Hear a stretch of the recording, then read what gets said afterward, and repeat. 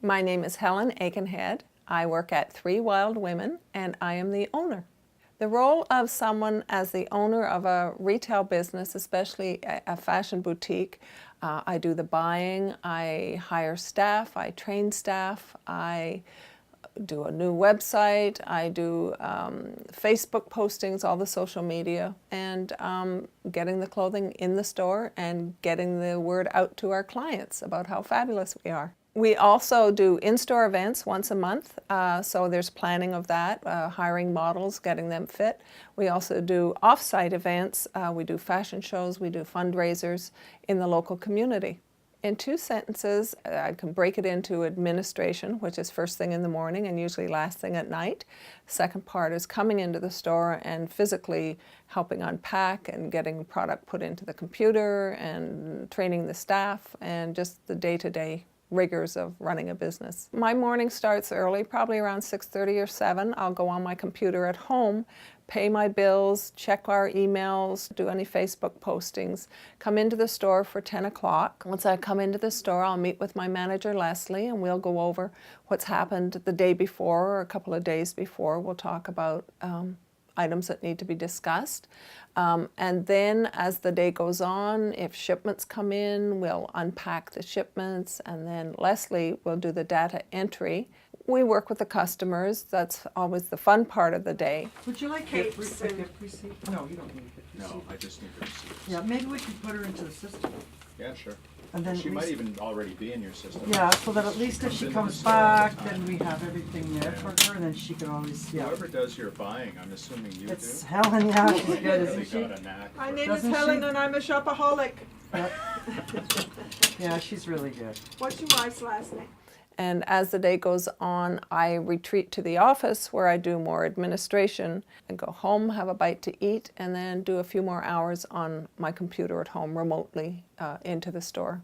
Education, I went to university in Texas to take fashion design. I always loved sewing. After a year and a half, I left and I came back to Canada. I did haute couture sewing for some great clients. And then ran into a friend at one time, and she said, let's open a little store. So we opened the store.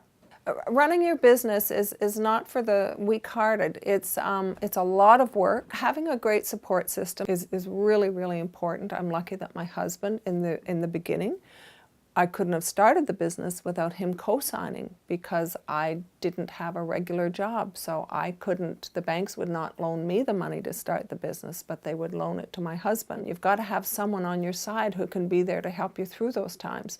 And you also need to get a line of credit, an operating line of credit, because there will be down times. And you've got to have that cushion, because if you don't have that cushion, the stress just, it plays havoc with you. It's not healthy. I don't mind the work. I'm a hard worker. I have no problem working.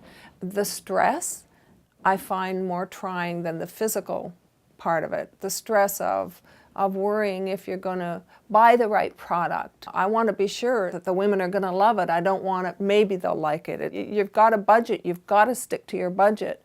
And you've got to be sure what you're buying is going to work. But it is a job, it's an important job, and you have to go to the shows to see what's new and what's exciting. So I've been to the New York shows in Atlanta and Dallas and Las Vegas. I do go to some of the Toronto shows, not very often, and I go to Montreal. And it does get expensive too when you're doing the shows. So you've got to put that into your budget and be sure, especially if you're traveling to the States, the US dollar on the product, let alone your hotel and your car and your food. And that's something also when you're buying, really think hard. As much as you love that collection, by the time you do the exchange at almost 30%, and then you have to pay duty and broker's fees and shipping, is it affordable to your clients? Keep that in mind when you're doing your buying. Determining your retail price when you're getting your product into your store, it depends, number one, how much you bought it for. So the key is to buy it at a lower price and sell it at a higher price. But the average markup is like 2.2. So if you buy something for $50, you're going to sell it for $109. Because don't forget, that's not profit for you. You've got your cost of goods, which is $50. You've got your staffing costs.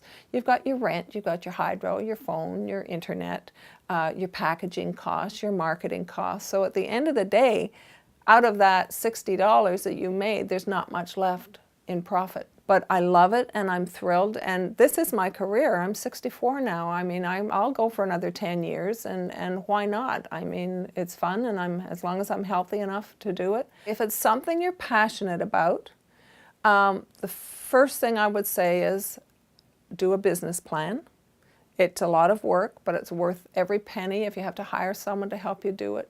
The research is worth every penny of it. It just gives you a really full picture of what you're getting into. Number two, if you're going to get involved with a partner, be very, very sure that you know that person very well. Being friends is great, but sometimes it goes sour and then it's nasty. If you are going to have a partner, be sure you have something in writing legally, a partnership agreement, if nothing else. Thanks for watching our video. If there's a career that you want to learn about, comment below. And while you're there, hit like and subscribe so that you can get even more career inspiration. See you next time.